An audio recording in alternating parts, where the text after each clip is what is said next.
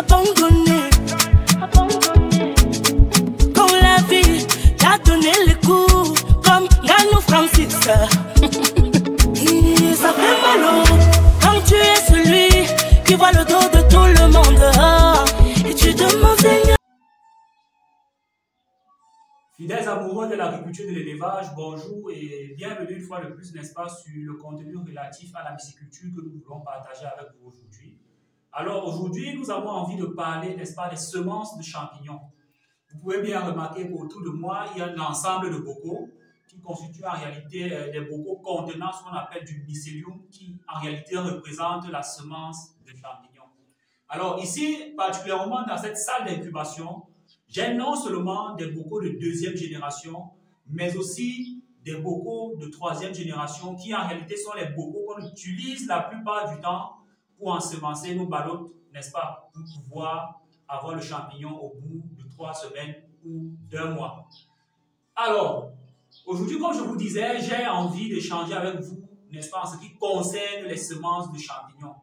Sachez que quand vous avez décidé de vous lancer en pisciculture, si vous faites former par des personnes qui ne vont que vous initier sur les techniques de production du champignon, alors sachez qu'ils sont en quelque sorte en train de vous, comment je vais dire ça? C'est-à-dire, ils ne vous donnent pas la possibilité d'être autonome. Parce que la semence de champignon en pisciculture constitue l'intrant le plus coûteux.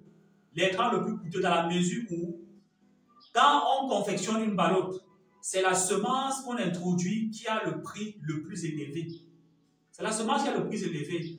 Au-delà du fait que la semence soit l'intrant le plus coûteux, c'est l'élément qui est le plus rare en pisciculture.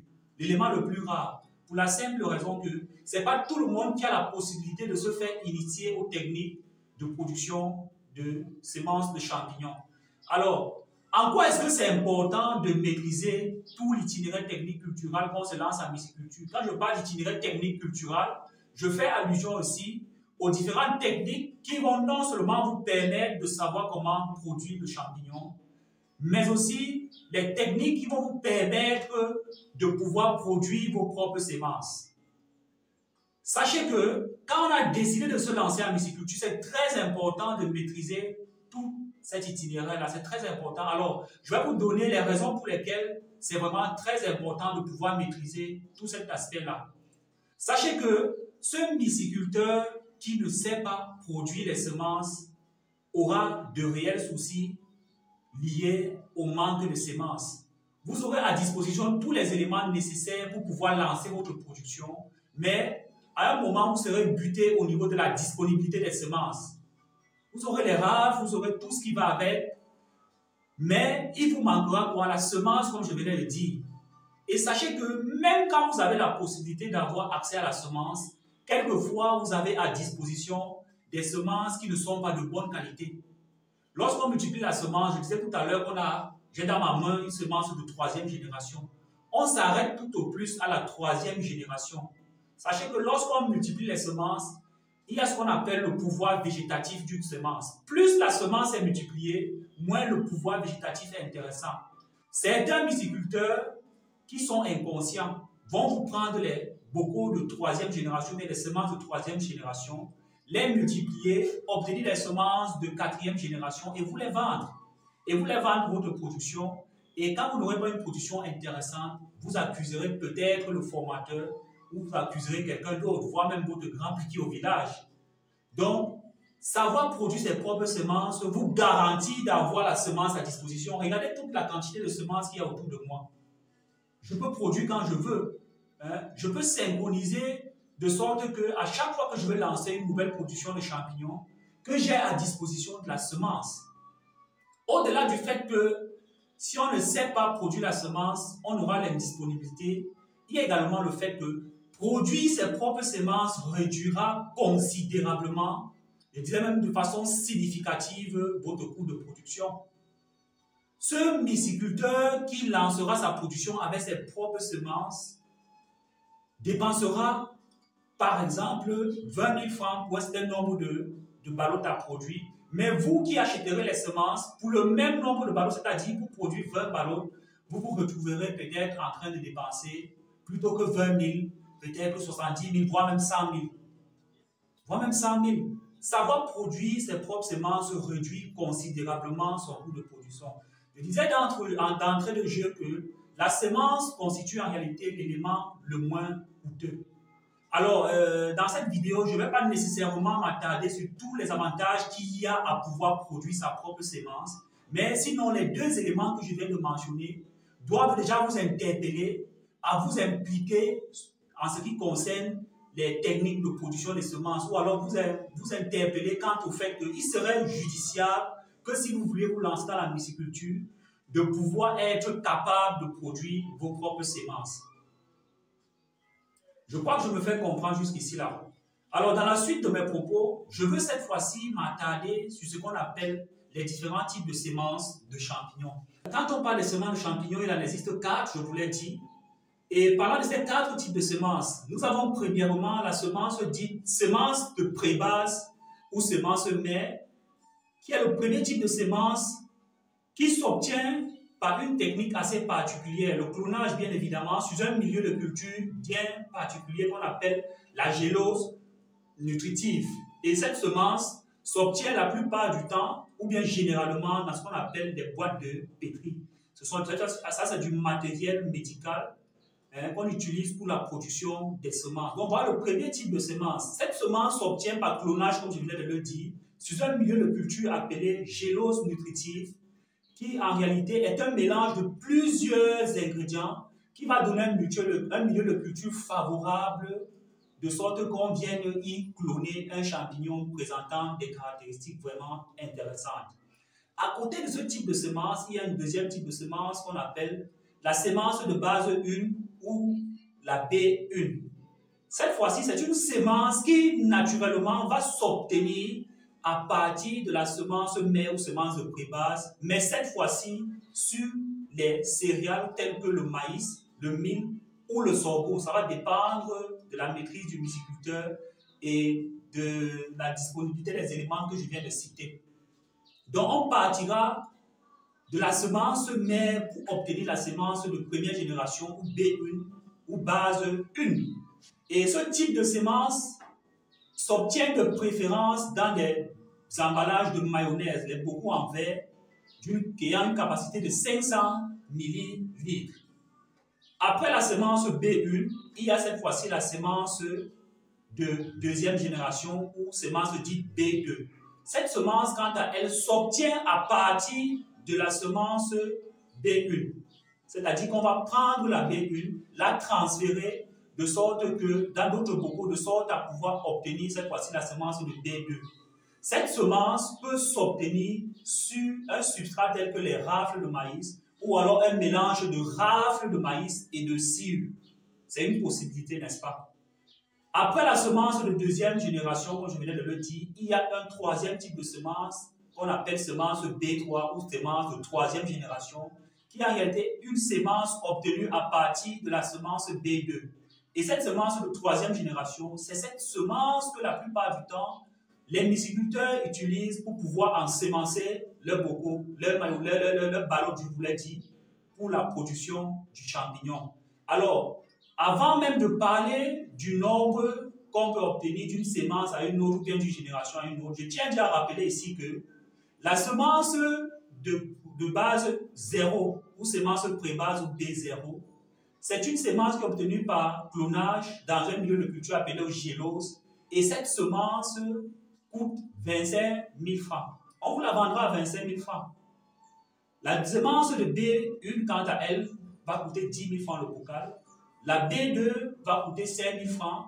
Et la B3 coûtera entre 500 et 1000 francs, selon la quantité achetée, selon si vous avez à disposition des bocaux en échange des bocaux contenant le mycélium qu'on va vous donner.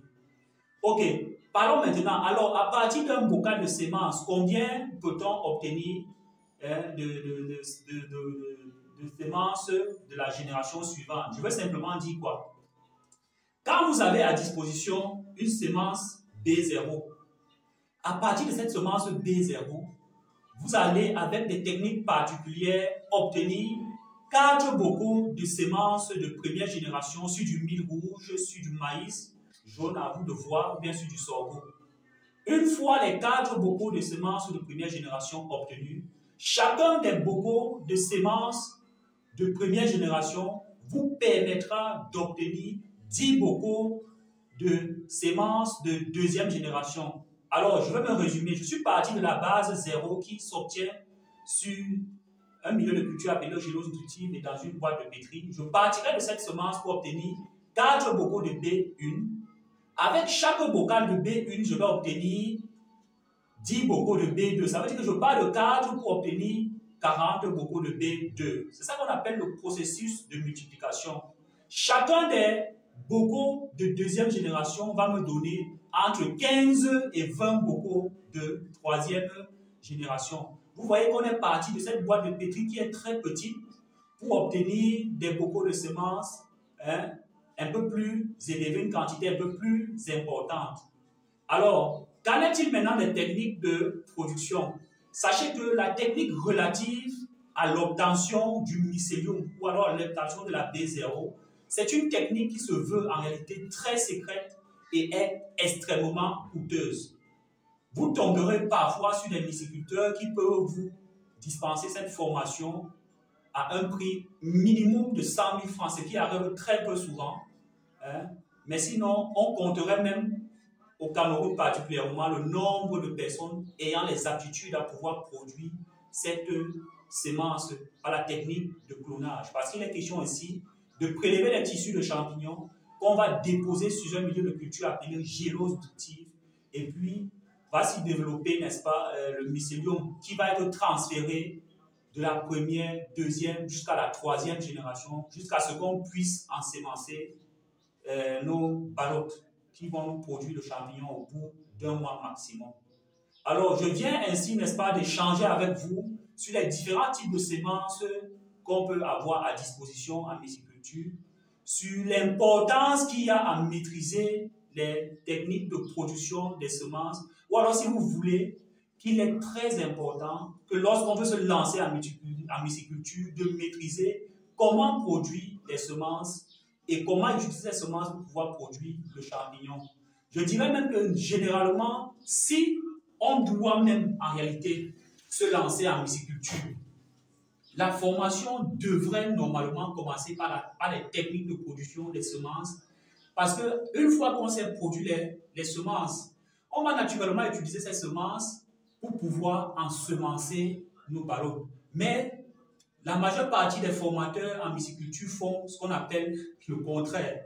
Ils commencent par vous montrer comment est-ce que vous pouvez produire le champignon et vous épargnent ou alors ne vous montrent pas comment est-ce qu'on doit procéder pour pouvoir produire ses propres semences. Pour moi, ça, ce sont des myciculteurs incomplets. Ce sont des myciculteurs incomplets. Un myciculteur doit pouvoir être complet. Il doit pouvoir maîtriser l'itinéraire technique culturel complet. Alors, je tiens à vous rappeler que une fois que vous mettrez en pratique tous les conseils que je viens de vous prodiguer, une fois que vous saurez comment est-ce qu'on peut produire les semences et comment est-ce qu'on peut produire le champignon, alors vous évoluerez simplement et de façon magnifique dans ce domaine, n'est-ce pas, qui est très porteur, Hein?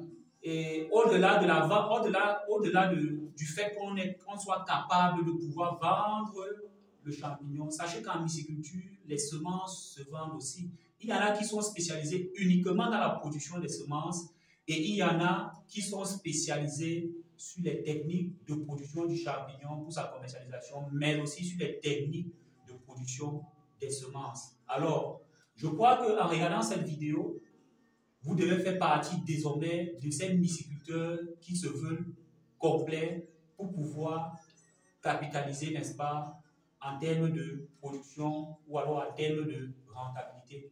Je tiens une fois de plus à vous remercier pour votre aimable attention et j'attire votre attention sur le fait que vous devez mettre en application tous les conseils que je viens de vous prodiguer. Alors portez-vous bien et à très bientôt.